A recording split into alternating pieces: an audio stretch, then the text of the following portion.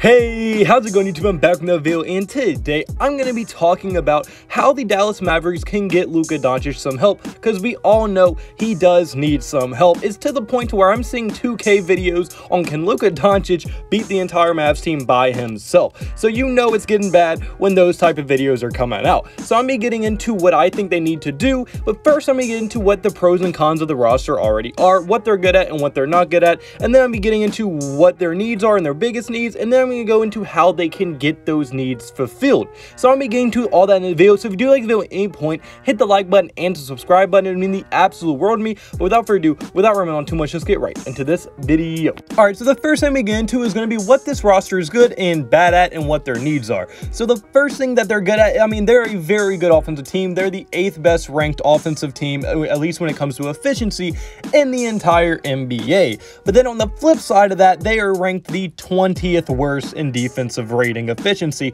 So very good at offense, but not very good on the defensive end.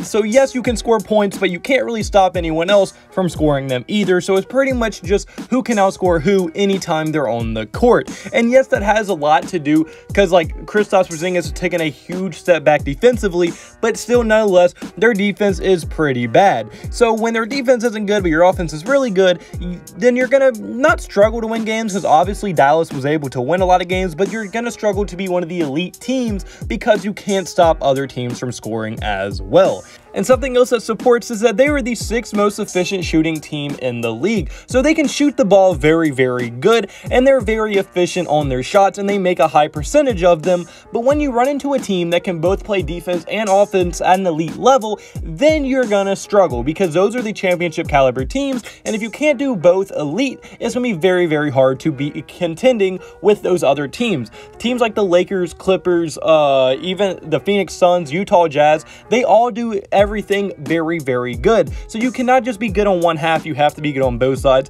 So that brings to the first need, which is they need a more rim protection, because that's where most of their lapses come from. They're a decent perimeter defending team, but they're not very good in the paint at all. And I mean, you can really see that, as Kristaps is not the defender he used to be. Maxi Kleber is just not that good. And then also Dwight Powell is also not the greatest defensive player either. And none of them are going to be able to protect the rim as they need. So they need to bring in someone that can protect the rim better and just overall get more rebounds, because they're also not a very good rebounding team. And yes, the stats kind of show that they are, but if you just watch them play, they do get beat up on the boards quite a bit, and they do struggle on that end, especially when it comes to giving up offensive rebounds, and you cannot do that if you want to keep winning. And then also their lack of playmakers cause lots of turnovers, as they are ranked the 26th in turnovers per game, which means they're only in front of what, 4 teams. So I mean, when you're that bad and you're turning the ball over that much, that is a direct representation on your roster, as Luka Doncic is pretty much the only playmaker they have.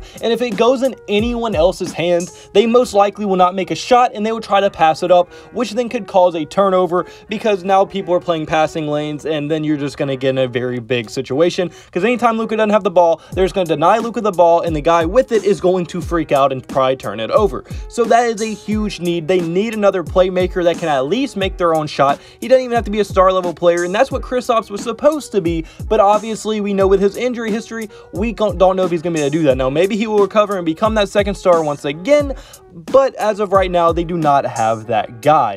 And then, like I said, also they need a more rim protection as well. They just that's just something you need. If you can't defend the rim, it is going to be very hard to beat teams at an elite level. So what are their biggest needs? Well, one, they need a second playmaker alongside Luka Doncic. Luka cannot 1v5 in the clutch every single game. They need a second guy that's not afraid to take a shot, that's not afraid to make his own shot, and that can make his own shot on a consistent basis. Now, whether they get that through a trade or free agency, I'm getting that a little bit later, but that is one of their biggest needs. But the other needs that they also need is a better wing defender and a better rim protector, and that will come in free agency most likely, and I'll be getting to a few key players that can fulfill those needs. Alright, so the first thing we get into is going to be how they can address their guard slash wing kind of situation. So the first way I'm going to get into is going to be through free agency, and since they're most likely going to let Tim Hardaway Jr. walk, or at least try to get him on a cheaper contract, let's assume he leaves for another team. Then they're going to be forced to go after someone in free agency, and there are a few cool options. And yes, they have Jalen Brunson, but I really like him coming off their bench and would rather him stay there instead of become a starter. So I would go look for trying to sign a starting level player, and there are a few pretty interesting options like Victor Oladipo, and the only way I would say they get Victor Oladipo is if he's trying to sign a one-year prove-it deal because he's had injury issues. He hasn't been the same player he was in his first year in Indiana, and teams are still kind of out on him, not knowing if he's ever going to get back to what he once was. So they're going to probably try to sign him to a one-year cheap deal, and if they can get that, that would be huge because Victor Oladipo is a very good perimeter defender, and if he is healthy and if he's back to where he used to be, can be a very efficient scorer and playmaker, and would be a great player to put alongside Luka Doncic. And then also another player would be Kyle Lowry, but I don't think this one is nearly as likely because yes, Lowry's a good defender and can be a good playmaker and help people get better, but Kyle Lowry doesn't score as much as you would probably need, and also I think he would take the ball out of Luka's hand, and I don't think you want to do that. So I think ideally they would want to go to Victor Oladipo or try to get someone else in free agency, but I would only get a Victor Oladipo if he's not asking for a lot of money, and I don't think I would do the Kyle Lowry one, but I have seen a few people suggest that, so he's also on the board. But if they do go guard, I think they should go more of a 3-and-D type guy that doesn't need the ball in his hand at all times, but I think Victor Oladipo would be a perfect fit if he's healthy and if they can get him on a cheap enough contract. Now for their wing situation, and I know a lot of y'all are probably thinking like, well, how is their wing a problem? They have Josh Richardson.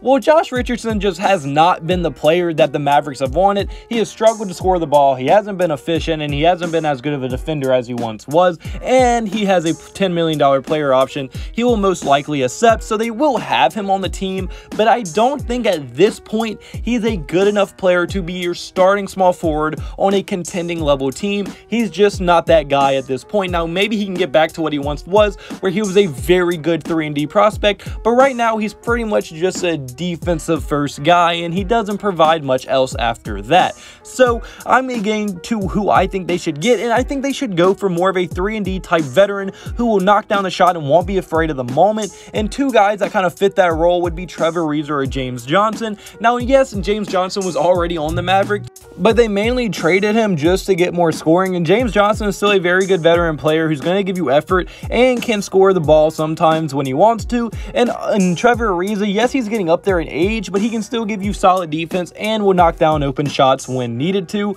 But some other very interesting options would be people like Otto Porter Jr., who's kind of been forgotten about due to his injuries, but Otto Porter Jr. isn't an awful defender, but he can also score the ball very good and could kind of help with that whole needing a playmaker and shot creator thing, because Otto Porter can create his own shot. And then also Will Barton from the Denver Nuggets has been injured all season pretty much, but if he can come back, he would be huge for this team. Will Barton is a great scorer. He can make his own shot, can shoot the ball, plays pretty good defense, and would be a huge help. So ideally they would get Will Barton. Otto Porter would be interesting, but just to fill a need and make it like somewhat like pretty much put duct tape over a bigger hole, James Johnson and Trevor Ariza could be the duct tape, and they could kind of just push the issue down the line a little bit. But someone like Will Barton could fully fulfill that hole as well. Yes, it's not another star, but it is someone that would more than fill your need at that position. And then also now their center position, and this is one of the more important positions, and they could go one of two ways. They could either go with Dwight Powell, who's already on the team. They could keep Bojan Bogdanovic and just run it back with those two and hope they get better, but their rim protecting and rebounding aren't the best right now with them two on the team. And they could either do someone like kind of like the duct tape strategy, just keep pushing down low, like someone that will work and they can be solid for you, but they're not going to raise the ceiling. And they could go after someone like Nerlens Noel, Daniel Theis, JaVale McGee, or Dwight Howard, and all of them would fulfill the needs. They would add rim protection and they would add rebounding to your team. But if you want a long-term fix, you could go after someone like Jared Jared Allen or Andre Drummond. Both of them would be ideal fits, and I would love to see them get either one, but most likely they won't be able to get Jared Allen because he is a restricted free agent.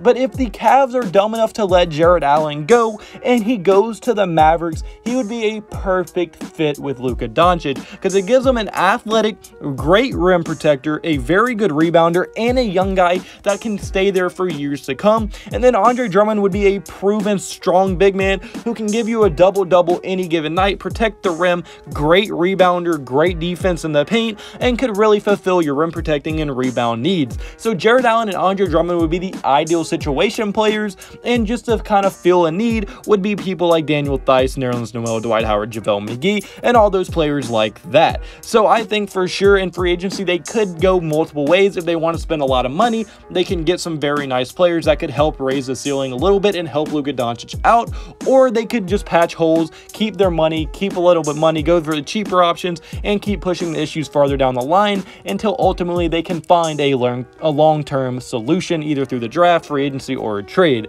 And now for the trade, they only have really two real trade pieces, and that's Kristaps Porzingis and Josh Richardson. And right now, I don't know many people that are going to give up a ton for Kristaps Porzingis, so it might not even be worth it to trade him right now because I don't think anybody's giving up high picks for him. I don't even think anybody's giving up young stars, and they're definitely not going to give you a good wing player or a very good wing player that can help raise your ceiling. So I think their best move would be keeping Kristaps Porzingis, and then Josh Richardson, like I said, he's been disappointing, so I don't know many people that want to trade for him. The only situation I could see is that they somehow package both of them and a few picks and maybe go after someone like Kemba Walker, because Kemba Walker does want to trade, and Kemba Walker would be the guy that would help play make and make his own shot, but he's even been very bad. Not very bad, he just hasn't been himself since leaving Charlotte, so I don't know if you want to give up all that just for Kemba Walker. And also it'd be taking the ball out of Luka's hands, so no telling what they're going to do, and I don't think trading is the right move for the Mavericks unless they're able to get another superstar to go alongside Luka Doncic, which I highly doubt they will be able to get. So I think their best moves would be going through free agency, and if they can somehow get someone like Jared Allen or Andre Drummond, or even like Will Barton, Otto Porter Jr., or maybe even Kelly Oubre in a trade, well then I think that would be a dub of free agency. But if they do just patch holes, I think they're going to pretty much run it back with the same roster and see what they can do and hope people improve.